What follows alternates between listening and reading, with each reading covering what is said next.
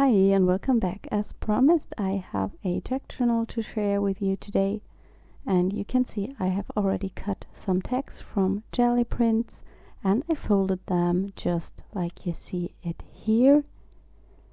The Gelli prints I've used to cut the tags are from my first two Gelli printing videos I've shared recently, and I will link those up in the upper right corner. And the tag die I have used is from Stamplerations. It's a set of about 5 or 6 tags, I can't remember at the moment, and I really like them because of their unique tag hole. I'm adhering the back sides of the tags to each other, and that will build my little journal.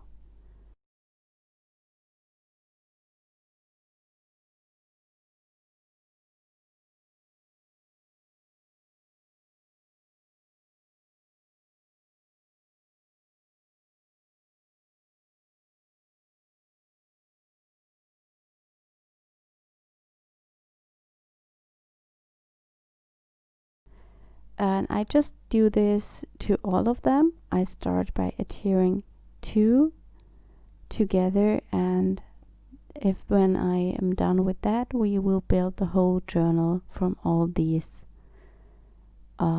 tags. You can see that I just use a glue stick. It's the Tombow glue stick. It's my favorite one. It doesn't smear and it adheres awesome, and you have about a minute to make corrections or to pull everything apart and align it new if you made a mistake, for example.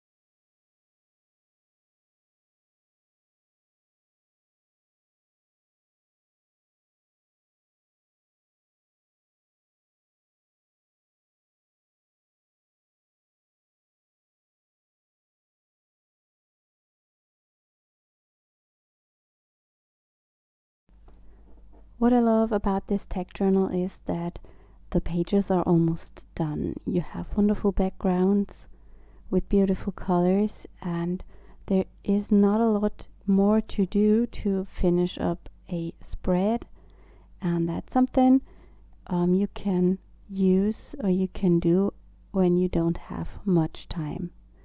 And here you can see how I keep on working with the journal. Now I'm adhering these sides of the tags, and here I'm using a wet glue, and I just add it to 3 edges.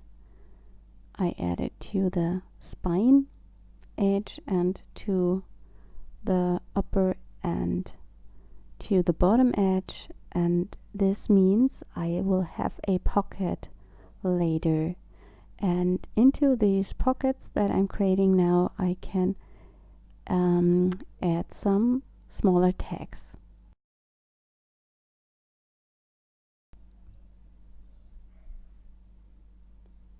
The wet glue I'm using here is just a normal PVA glue.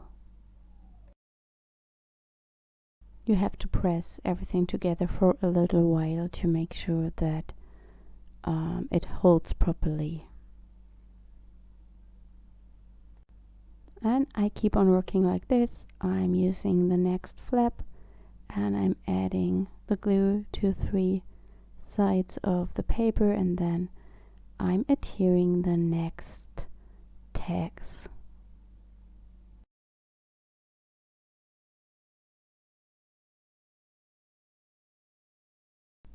And what I want to say before, it's a great little journal that you can use when you don't have much time to create, or just when you have no idea what to do. Just stick some papers in it and put some words down and maybe a stamped image, and you have made a nice little page. And this is what I'm going to do, and here you can see the finished little journal. For the closure, I will just use an elastic later, but of course you can add a ribbon and then tie a bow to close it. And this is what I'm doing now. I'm adding a cover to the journal, and therefore I just used a piece of a Gelli print and I adhere it to the front of my journal. And in the next step we will just fold it around and cut off the excess.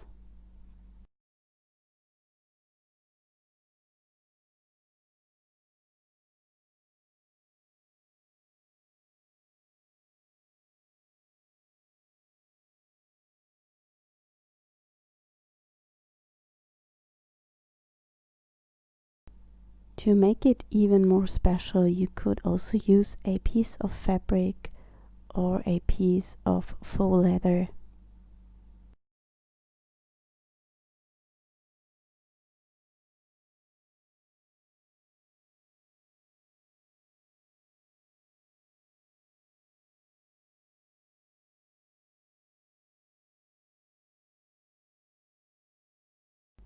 I add glue only to the front and the back of the journal, not to the spine.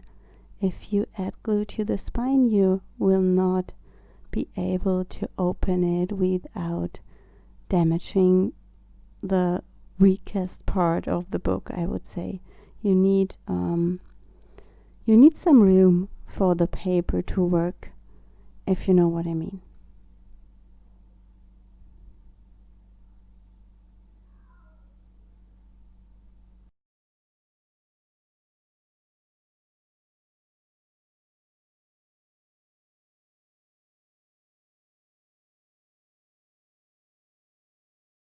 And of course now it's time to create a little spread.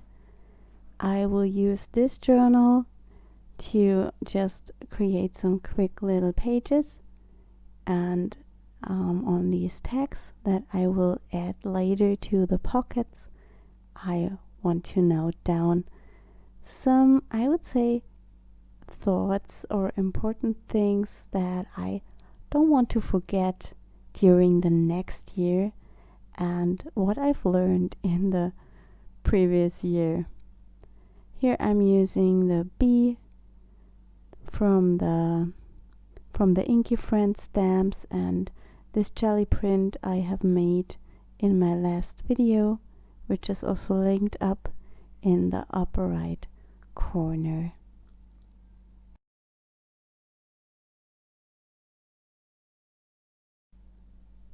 I have used an acrylic block to lay it under my little book, so I have it almost flat.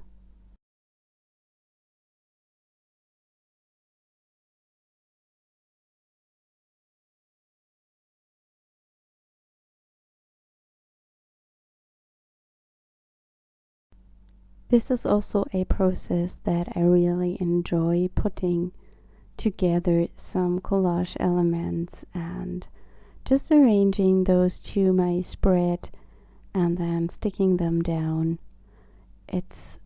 I would say it's kind of a cleaner process because you don't get your hands that dirty. Just use some stamps with ink but no paint, and that's something what is good if you don't have much time and you can't pull out all your stuff. When you are stamping in that book, make sure always to lay a kind of a cushion under your pages because of the next page we have in the book. It's a bit smaller than this one, and then you will not get a good stamp impression. I don't mind that because I just will adhere a piece of collage paper on top and nobody will know that the image was not perfect.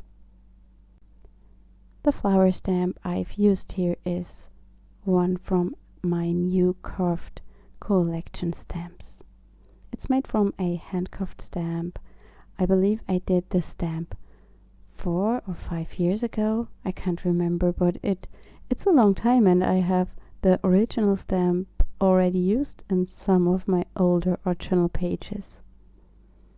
And here you can see that I have used it's a mat for crafting for kids, I believe, and it's great to use it under some paper if you want to stamp. And I often lay this piece of foam into my art journal to get a better stamp impression. For the collage elements here, I'm also using that glue stick. I prefer this against gel medium because it doesn't have any drying time and it's not such a mess. I'm using gel medium for collages only if I know that I'm going on top with more wet medium, or if it's a base layer for a painting or a canvas.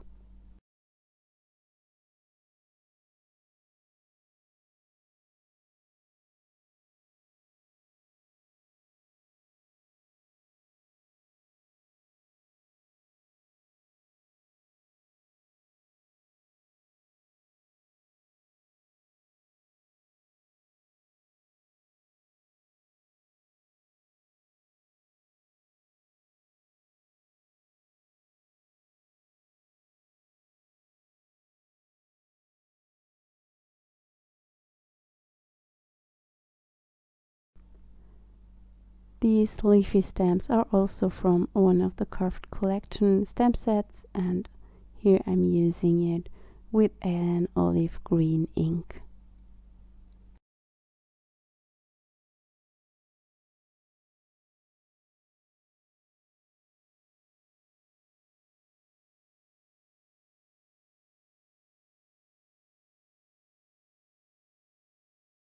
And here I'm adding some splatters with a black acrylic spray.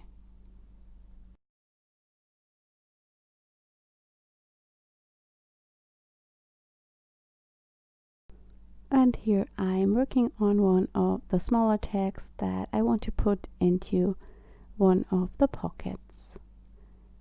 This is also the same die set that I've used for the whole journal. And here I'm just using some scraps of my jelly prints that are matching the colors of the pages. I will keep those tags pretty simple and also the back side of them so I can add some notes.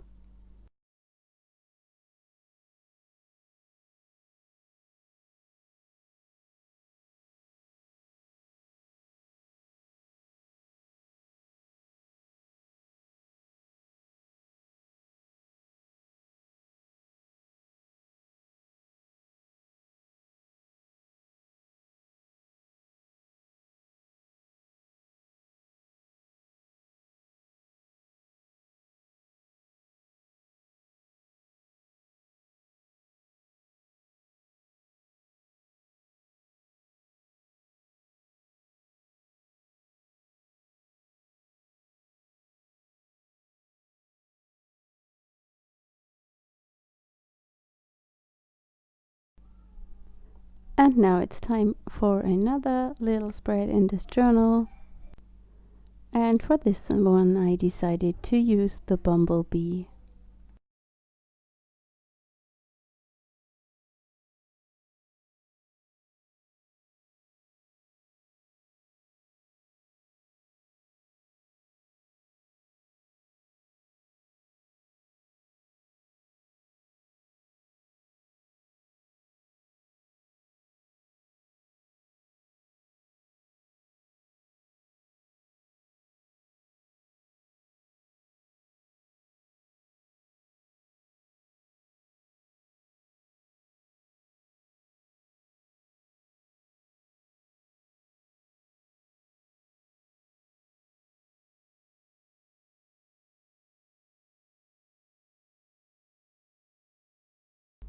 And on this spread I also use my stamp to add some more images. And this works really good when you use this foam and lay it under your page. This is also a good technique if you have a really bulky journal.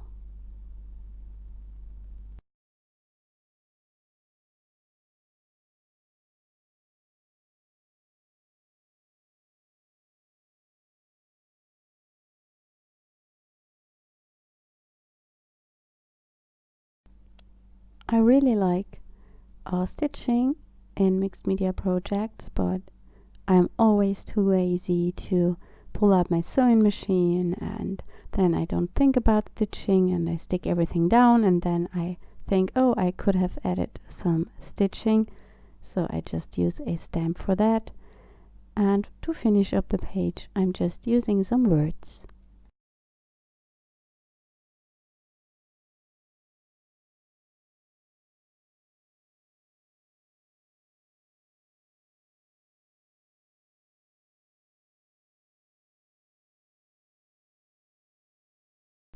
Today I have created these 2 pages, and I will add a flip through at the end of this video where you can see all the pages I have created so far.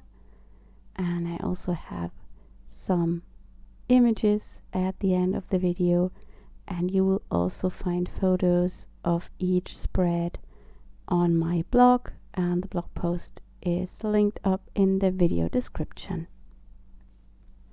I'm cutting a piece of ribbon that I want to add to the smaller tag, and I just distress the edge a little bit, and then I use a tiny stapler to staple it to the tag.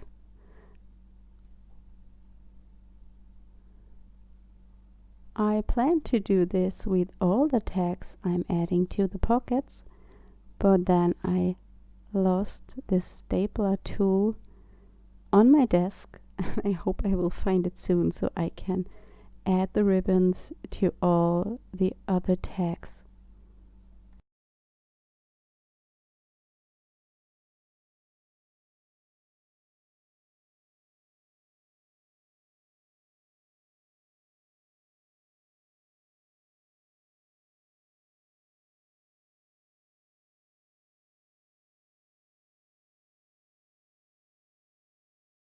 And here I'm just showing a quick flip through the journal. Unfortunately, I filmed this late at night and the light was so dark, and I didn't recognize this while I was filming, and that's the reason why I've added pictures of the spreads at the end of this video.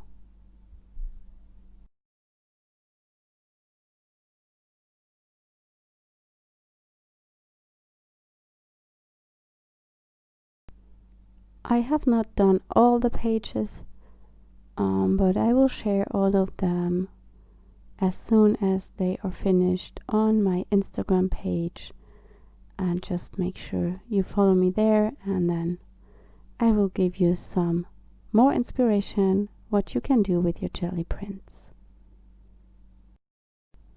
And now you can have a quick look at the close-up images of each of the pages. And I hope you enjoyed this video, and I hope we will see us next time. Have a wonderful weekend. Bye.